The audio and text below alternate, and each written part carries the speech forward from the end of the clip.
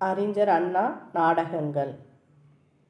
அண்ணாவின் முழு பெயர் காஞ்சிபுரம் நடராஜன் அண்ணாதுரை. பெற்றோர் நடராஜ முதலியார் பங்காரு அம்மாள். பிறப்பு செப்டம்பர் 15, 1909. மறைவு பிப்ரவரி 3, 1969. திராவிட இயக்கத்தின் கொள்கை விளக்கமாக யாருடைய நாடகங்கள் அமைந்தன? அறிஞர் அண்ணா. ஜமீன்தாரர்களின் இரக்கமற்ற மனத்தை காட்டுகின்ற நாடகம் சந்திரோதயம்.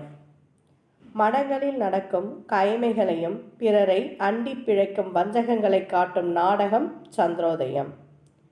மதம், ஜாதி, பழமை, பித்து முதலானவற்றில் விளையும் தீமைகளை காட்டி புத்துலகத்தை உணர்த்துவது சந்திரோதயம். அறிஞர் அண்ணாவின் முதல் நாடகம் பிரச்சார நாடகம் எது? சந்திரோதயம். 1944 சந்திரோதயம் எனும் முழு பிரச்சார நாடகத்தின் மூலம் நாட்டு உலகில் நுழைந்தவர் அறிஞர் அண்ணா. K.R. ராமசாமி நாடக குழுவினருக்காக அண்ணா எழுதிய நாடகங்கள் வேலைக்காரி, ஓர் இரவு, ஜாதிப்பற்று, பணத்திமிர், ஏற்றத்தாழ்வு, போலி வாழ்க்கை, கடவுள் உணர்வு, பெண்களின் நிலை முதலானவை புலப்படுத்தும் நாடகம் வேலைக்காரி. கத்தியை தீட்டாதே புத்தியை தீட்டு, சட்டம் ஓர் இருட்டறை, அதிலே வக்கீலின் வாதம் ஒரு விளக்கு இடம்பெறும் நூல் வேலைக்காரி. 49 காட்சிகளை கொண்ட நாடகம் எது? ஓர் இரவு.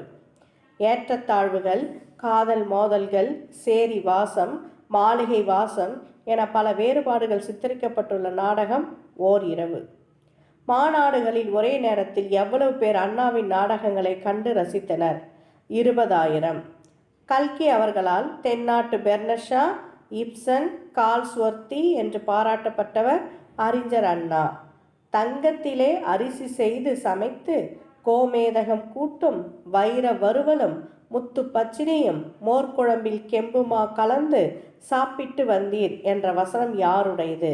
அறிஞர் அண்ணா ஏமாற்றி பணம் சேர்ப்பவனை பார்த்து கூறியது.